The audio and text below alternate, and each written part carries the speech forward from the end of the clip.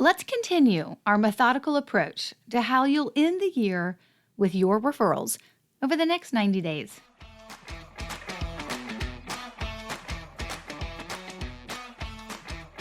Hey there, and welcome to episode 334 of the Roadmap to Referrals podcast, a show that proves you can generate referrals without asking or manipulation. I'm your host, Stacey Brown Randall.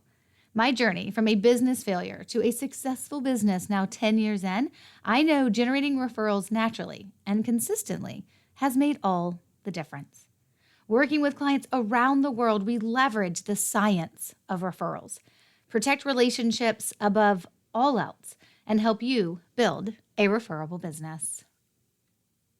Real quick, before we dive into this episode, I just want to let you know that if you are an attorney or you are a real estate agent listening to this episode, this is your final chance today to join our attorney-only cohort and our realtor-only cohort.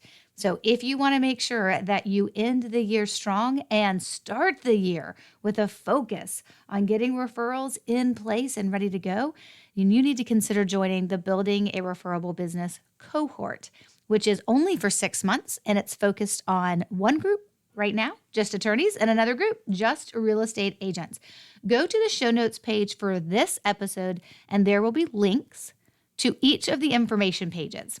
So if you're an attorney, you're going to click on the attorney link. And if you're a real estate agent, well, you're going to click on the realtor link. Just go to staceybrownrandall.com/334. That again is staceybrownrandall.com/334. Stacy has an E, and of course, 334 is 334. So please check that out while you can. In episode 329, which was released on the first Tuesday in October, we started the first part of this 90-day planning or this 90-day action. The October episode, 329, was all about walking you through what to prep. So the way I broke down this 90-day plan is we're taking the first episode of October, November, and December, and I'm just walking you through the things I want you to do that will allow you to end this year in just a little bit of a better place, maybe than where you started it when it comes to referrals, and give you a better foundation and starting point for the beginning of the new year. So when you think about this 90-day plan, it's basically just these 3 episodes. You can come back to them year after year.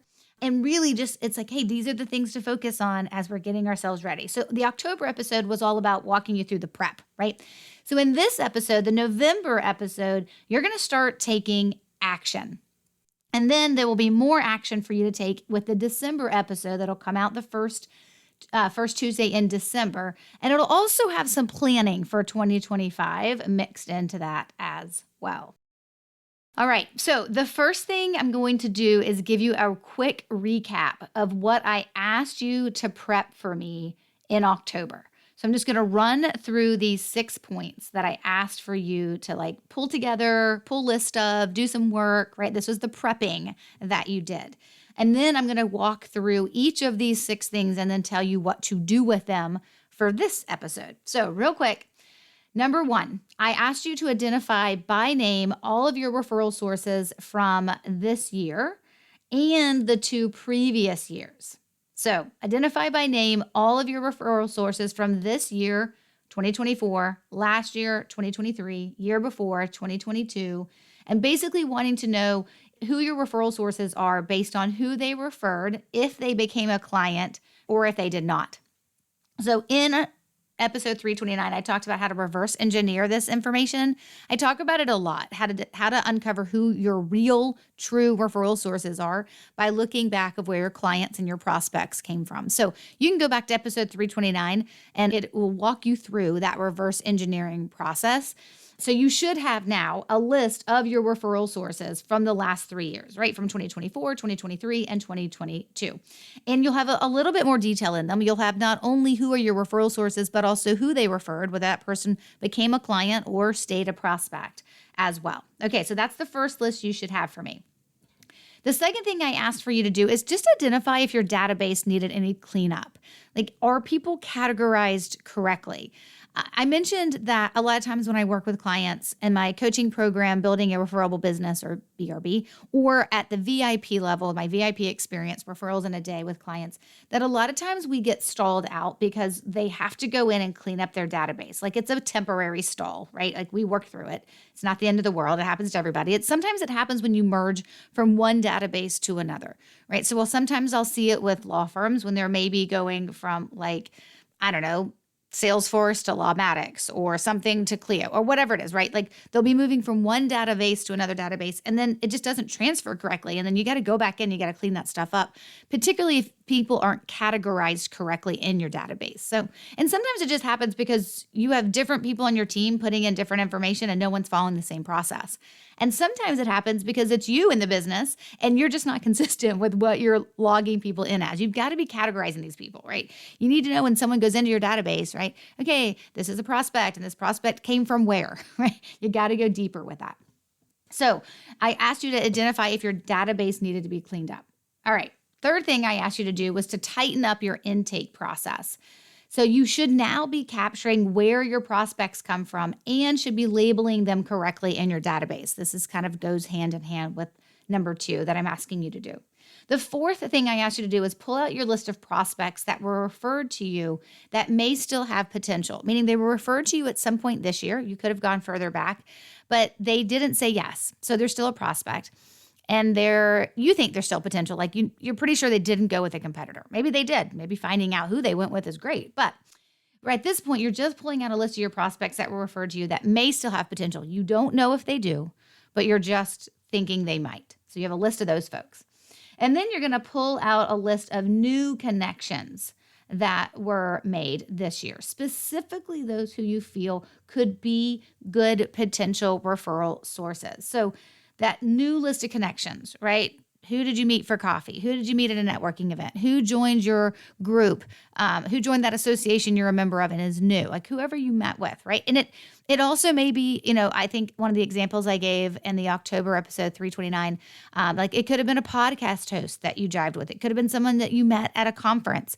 It could be somebody that you've only ever met virtually. Maybe you're like really did a lot of connecting with them on LinkedIn, right? So this isn't every new connection you made in an entire year, but these are the ones that you think have the potential to refer you. And then the sixth thing I asked you to do was create your description of your ideal referral source. This is not only one type of person. This is probably a few different types of folks, and it may be based on what they do or where they're connected or the type of clients they work with, right? There's a lot of pieces that can come into place there. So you're going to pull out your description of your ideal client referral source. Okay, so here's what we need to do with this information and these lists that you prepped for me. Here's what we're going to do with them. Okay, number 1, your list of existing referral sources, people who have referred you over the last 3 years. If you aren't going to put together a 5 to 7 touch point plan in place, like the one that I teach my clients, please do at least one thing to show gratitude to your existing referral sources this time of year. You can decide on what that one thing will be, but please do something.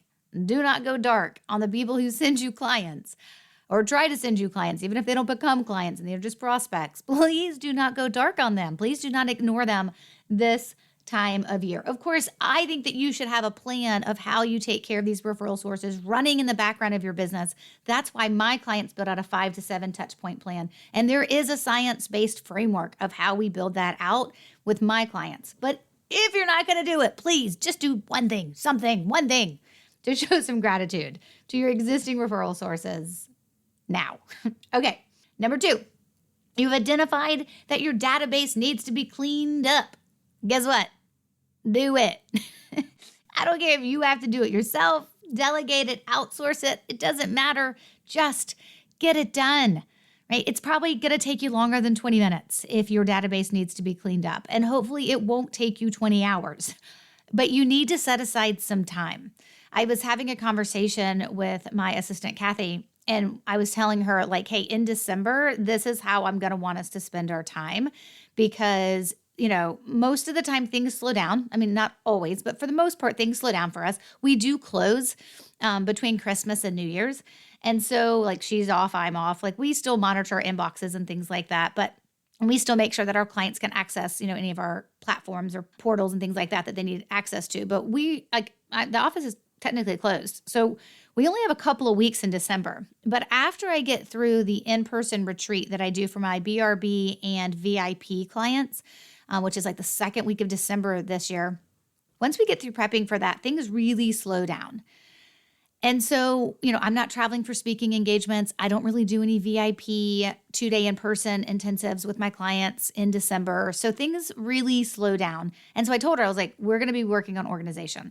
If your database needs to be cleaned up, maybe you need to add that to the list of things that you want to get organized.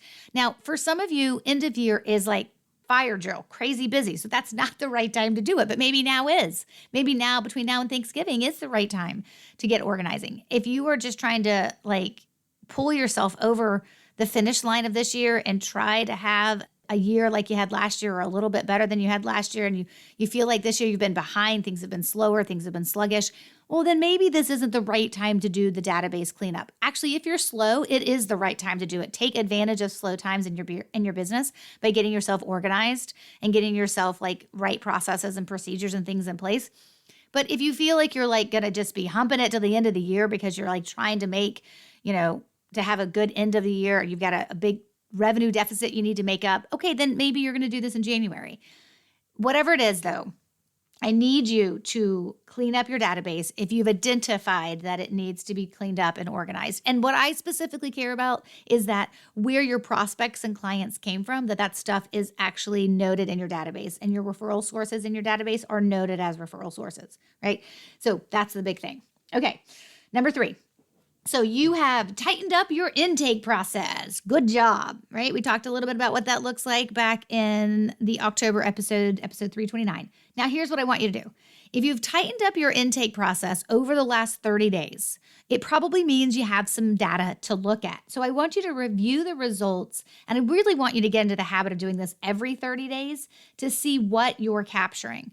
So if you remember back to the episode to 329 where I talked about tightening up your intake process, for my purposes, I really just want to make sure that you're capturing where people come from when they get into your database. Like when somebody comes to, when they fill out a form online, when they call your office, when they send an email, when they text, whatever it is, however, somebody communicates with you, if they're referred to you by email or text, right? That you're capturing that information correctly by asking, right? You got to know, where are these people coming from? So that's how you're tightening up your intake process. Well, now if you've done that, right? If you're making sure that you're capturing the information of where did this prospect, soon to be hopefully client, come from, I want you to review the results of how your intake process is working, right? So I have a law firm client in DC who tightened up their intake process. And after the first month, they reviewed their 50 intakes. So their 50, I would use the word prospects, right? They use intakes. They reviewed the 50 intakes they had over a 30-day period. So their 50 intakes in 1 month.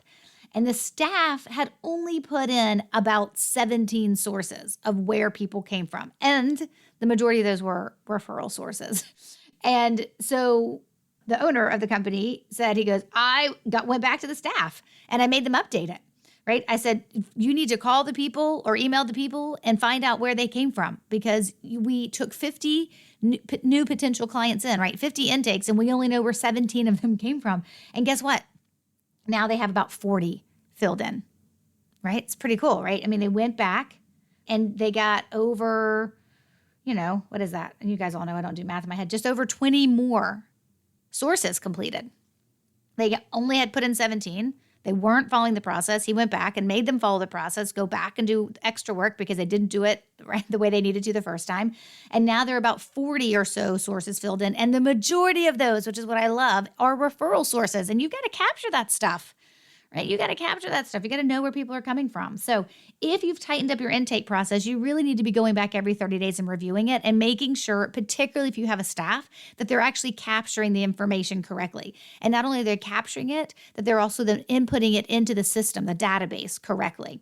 And if it's just you doing it, right? If you're just a solopreneur or just you and a very small team, make sure you're doing it, but still review the results. Review that it's getting done, and then review the actual, what's the data telling you? That's super, super important. I mean, just think of the opportunity that could have been lost for this law firm if they only had 17 sources put in, the majority of those referral sources, and now they actually have 40. The opportunity lost, right, of like who they could be thanking, who they could be adding to their list, who they could be paying attention to is referring them more than ever before. Like, oh my gosh, the opportunities that could be lost. It's boggling to my mind. And I'm so glad that they went back and captured it. So if you're going to tighten up your intake process, please review your results every 30 days. So now's a great time to review what happened in October. You can do it in December, review what happened in November, right? Every end of the month, beginning of the next month, just review the month prior. Okay, stick with me. We've got 3 more of these to go, and we'll tell you what action to be taking. Hey there, pardon the interruption. So a little bit different what I want to share with you today. I just want to make sure that you understand the ways that you can work with me when you're ready. So longtime listeners of this podcast, you've heard me talking about the coaching program, Building a Referable Business, what we call BRB. You've probably also at some point heard me mention that for teams, I have a VIP experience called Referrals in a Day. And of course, if you're just wanting to get started with all the things referrals without asking and doing anything you don't want to do, then you may have been checking out or need to check out my starter program called Your Next 5 Referrals. But here's the thing. I want to let you know about a couple of things that are upcoming. So I mentioned that we are running a couple of cohorts. Cohorts are specific by industry. So we have an attorney one happening and real estate one happening. So I'm getting some questions about, will you be doing those again next year? I don't know. It's the idea of how well do these two go will dictate doing them again, but I believe I will. I just don't have a timeline to share. So if the cohorts go according to plan and go as well as I'm hoping, then yes, they will be opportunities for you to do the coaching program, the BRB coaching program, but in 6 months and with a smaller group of your peers doing the work with me. So be on the lookout for that. If you're like, hey, I think actually a cohort is perfect for me, and you're not joining this round of our attorney and our realtor cohort, and maybe you're not joining this round because you're actually not a realtor or an attorney, so you can't, be on the lookout. If you're interested in me doing a cohort model for your industry, let me know, and we can put it out there and see if there's interest within the people who are learning and following me. And also, please make sure you're keeping your eye on your inbox. So this means you got to be on my email list, but please keep your eye on your inbox because we have something really cool that's going to be happening for Black Friday, Cyber Monday. So yeah, of course, like most businesses, we're going to get in on the action and do a Black Friday sale. So just keep your eye on your inbox. The only way you'll hear about it is in your inbox. We'll be emailing you about it. So make sure you're checking that out. We'll put links to all that in the show notes page for this episode, so you can check that out. But let's get back to the episode.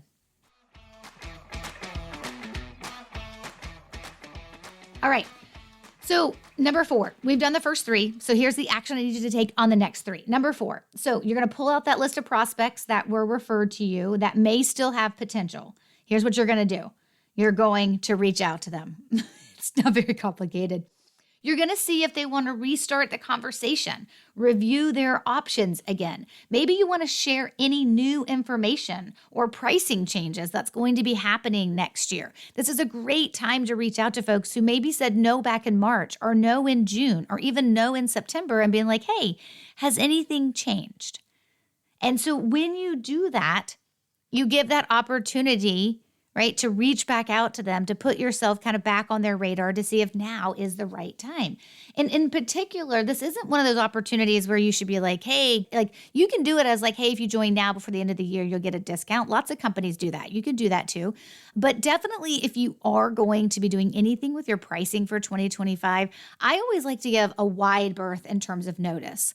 Like, hey, and we're doing this ourselves. Like we are increasing the investment to be in our BRB, Building a Referable Business coaching program. We are increasing that investment. And so we're not going to spring that on people with like 7 days notice. I think that's just really unfair.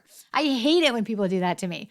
So, we're going to be doing that ourselves, right? We're going to be communicating it to like all of our people who are like on our email list and in our social media and things like that, all of our followers, all of our prospects that are, our pricing is increasing in first quarter of 2025, but we're going to give notice to that. And of course, we'll go back to anybody who's shown an interest who has maybe previous or the current pricing in their mind and just say, hey, just so you know, that we're increasing that pricing. That's something you could be doing too, right? So if you do want to say, hey, is it time to restart the conversation? Do you want to review the options of how you can work with me, right? Or if there's new information, hey, we've added something different and we now offer this service or we now offer this option, or of course, pricing changes. You're going to want to communicate that as well. I like to give like 60-day notice when we're communicating pricing changes. And when you're thinking about what this looks like for your business, it may still be a no from these folks. That's not the point. The point is that you're reaching back out to see if there is potential, but it could also be a great time. Now, recognize that some people aren't going to make purchasing decisions the last 2 months of the year. And some people are going to make purchasing decisions the last 2 months of the year because they're trying to have more expenses to get that tax benefit, right? To have another deduction from their taxes from an expense benefit. So you just got to recognize that some people, this is not the time of year. They don't want to be thinking about making new investments and things, and other people are looking for it. So you just got to communicate it. You don't know that prospect, which side of this they're going to fall on. So you're just going to communicate it to them and let them know. And if you don't have any new information or updated pricing or anything like that you're offering, there's still other reasons to reach out just to see like, hey, we talked back in February. Has anything changed? Like that's a legitimate reason to follow up as well. So do that with your list of prospects. Okay. And number 5, pull out your list of new connections that you made, right? Specifically those that you determined have fit to be a potential referral source. And I want you just to send them a note. I just want you to take a minute and hand write them a note, not an email, not a text. You may have to do a little Google stalking to figure out their address. But send them a note. You may even have to just email them and ask them for their address. But just send them a note and tell them that you're thankful that you connected. Or if it's someone that you hadn't connected with in a long time and you reconnected, tell them you're thankful that you reconnected. But just send them a note, right? So many times we meet people and then we get busy and we go on to meet the next group of people. And 6 weeks later, we're like, who did we have for coffee with 6 weeks ago? We're like, we don't know. And they don't remember you. So this is part of what I teach in one of our strategies. It's called the Running 5 Keeping Warm framework. But it's like when you meet somebody who has potential to maybe refer you, there's things you have to approach to do first, which will feel very backwards when you learn my strategy, but it works. And then after that, right, you actually have to make sure that you are staying on their radar. That is an important step. And people forget, they have coffee with somebody and then 6 months go by and they're like, I don't even know who I had coffee with 6 months ago. You need to stay on people's radar if you want them to remember you. So all I'm asking you to do right now is anybody that you met new this year that has potential to refer you, if you've done nothing else, please just send them a handwritten note and tell them you're thankful to be connected or reconnected. Okay, number 6.